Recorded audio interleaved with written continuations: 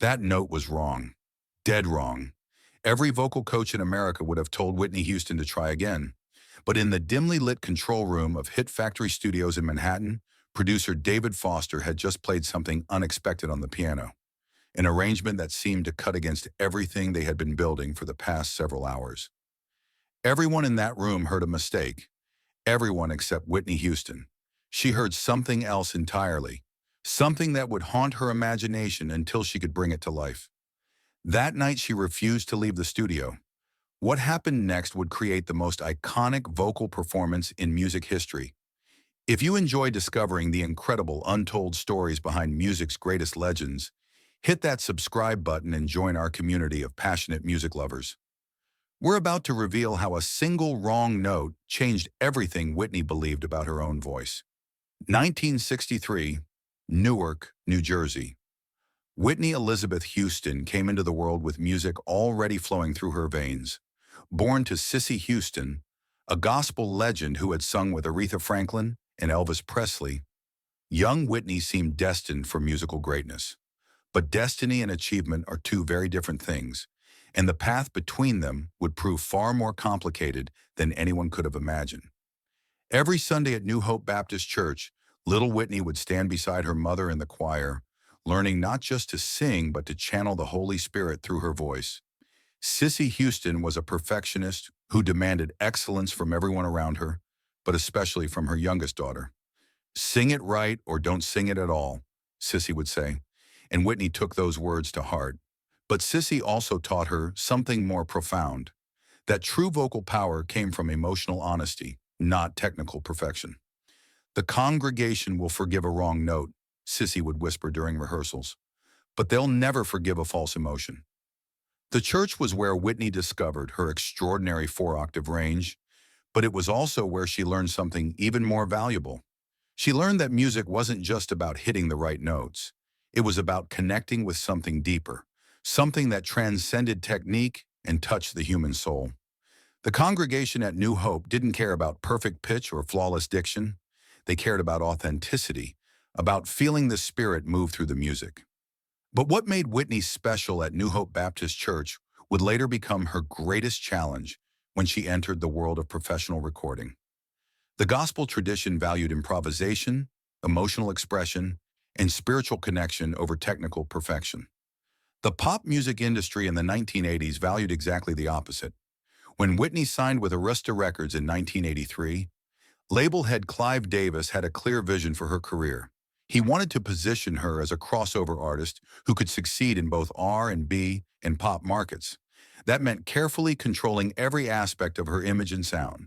No raw gospel emotion that might alienate mainstream audiences. No improvisation that might confuse radio programmers. Everything had to be polished, predictable, and perfectly crafted for mass consumption. Her first two albums followed this formula and achieved massive commercial success.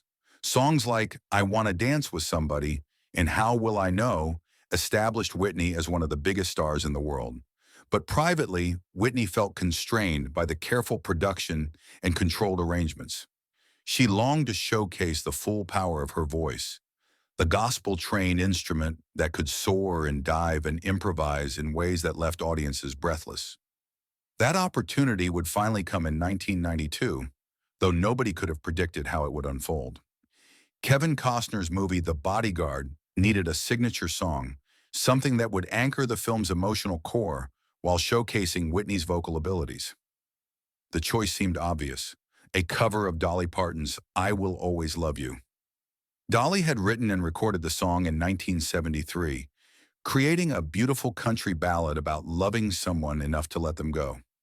But here's where the story gets interesting. Whitney didn't want to do it.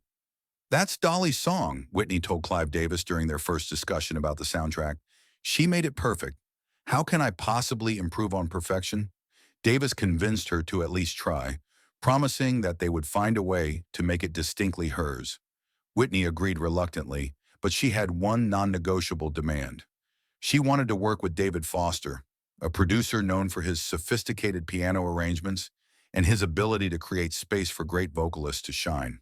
November 1992, Hit Factory Studios, New York City. Whitney arrived for what everyone assumed would be a straightforward recording session. The plan was simple.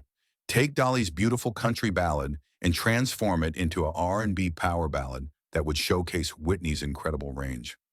Foster had prepared piano charts that followed traditional song structure, building slowly from verse to chorus with carefully orchestrated crescendos. The studio felt sterile under the harsh fluorescent lights. Nothing like the warm, spirit-filled atmosphere of New Hope Baptist Church, where Whitney's voice had first learned to soar. But something felt wrong from the very beginning. Whitney stood in the vocal booth, listening to Foster's arrangement through her headphones, and she couldn't connect with it emotionally. The music was technically perfect, expertly crafted, and completely lifeless. It sounded like every other power ballad on the radio, which was exactly what Whitney had been trying to escape for years. She found herself thinking of her mother's words. "They'll never forgive a false emotion." "Can we try something different?" Whitney asked after the third take. Foster, seated at the piano, looked puzzled. "Different how? The arrangement is solid. Your vocals are flawless. What's not working for you?" Whitney couldn't articulate what she was feeling. All she knew was that the song needed something more, something that would allow her voice to truly soar the way it did at New Hope Baptist Church. She needed space to improvise, to let the spirit move through her voice. That's when Foster made what everyone in the room would later remember as a crucial mistake. Trying to create some variety in the arrangement, Foster decided to experiment with the piano introduction. Instead of starting with the gentle, folk-influenced finger-picking that Dolly had used, he began playing a more contemporary R&B progression. But in his concentration, his fingers found the wrong chord. Instead of the expected major resolution, he played a suspended chord that created tension without immediate resolution. The studio engineer immediately stopped the tape. "That's wrong, David. Let's go again from the top." Everyone in the room agreed. It was clearly a mistake that needed to be corrected. Whitney had stopped singing mid-phrase and Foster was reaching to restart the song. But Whitney held up her hand. "Wait," she said quietly. "Play that again." Foster hesitated, uncertain if Whitney was serious. "The mistake? Play exactly what you just played."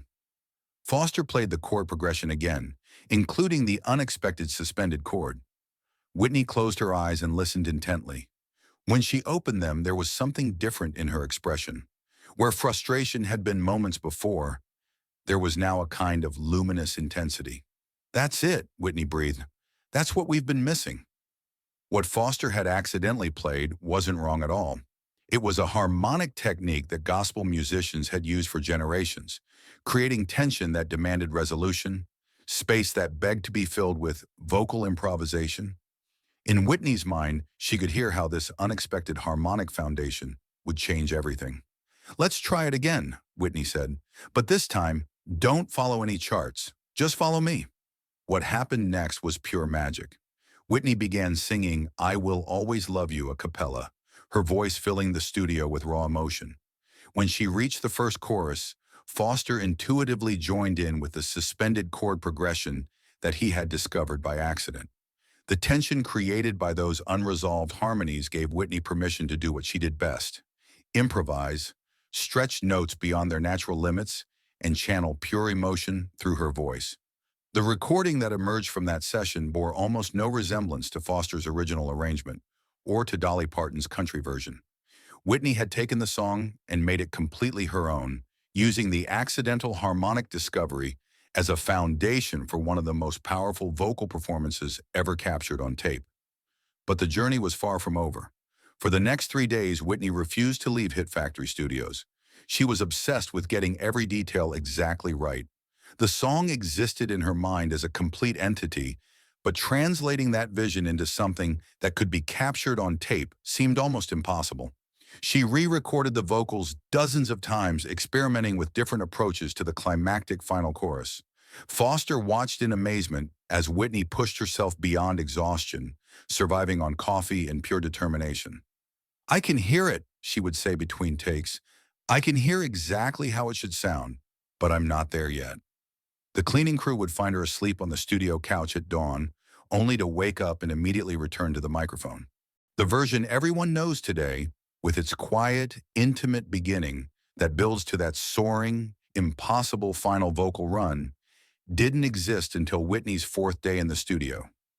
She had been working for nearly 72 hours with minimal sleep when inspiration finally struck. "I want to start completely alone," she told Foster. "No piano, no backing vocals, nothing. Just my voice and silence." The decision to begin the song a cappella was radical. Pop songs in 1992 didn't start with unaccompanied vocals. Radio programmers wanted immediate hooks, instant gratification. But Whitney's instincts told her that the song needed to begin with vulnerability before building to power. When she finally recorded the version that would be released, everyone in the studio knew they had witnessed something extraordinary. The performance began with Whitney's voice alone, tender and intimate, gradually building through Foster's gospel-influenced piano arrangement until it reached that final, impossible vocal run that seemed to defy the laws of physics. But their celebration was premature. When Whitney and Foster delivered the finished recording to Arista Records, label executives were genuinely concerned. The song ran nearly 4.5 minutes, making it longer than most radio-friendly singles. It started a cappella, which violated conventional wisdom about hooks and immediate listener engagement. Most troubling of all, it built to a vocal climax that was so intense, so emotionally overwhelming, that some executives worried it might actually intimidate listeners. "You need to shorten it," the radio promotion team insisted, "and maybe tone down that final vocal. It's a bit much." Whitney's response was immediate and absolute. "I would rather not release it at all than release it in pieces." The standoff threatened to derail everything. The Bodyguard was scheduled for release in just a few months, and the soundtrack needed a lead single. But Whitney refused to compromise her artistic vision, even if it meant commercial failure. That's when Clive Davis made a decision that changed music history. Instead of forcing Whitney to edit the song, he decided to trust her instincts completely.